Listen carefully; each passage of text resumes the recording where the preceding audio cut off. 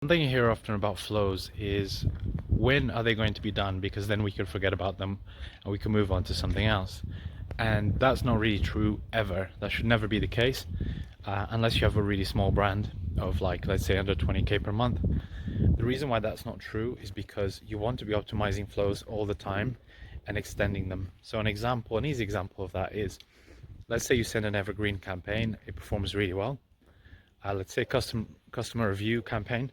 That's a really good campaign to add to your flows, to your welcome flow perhaps, right? So that's just an example. You can do that regularly. So we do that on a monthly basis. We assess what the top performing campaigns are and we do more of those and we move them into the flows. Okay, we don't do that always, but we assess that and make a decision. So if your agency has put some flows together and they're working and they've just left them for months, then you're likely going to be throwing money away. Not to mention that you want to be A/B testing, split testing them as often as possible.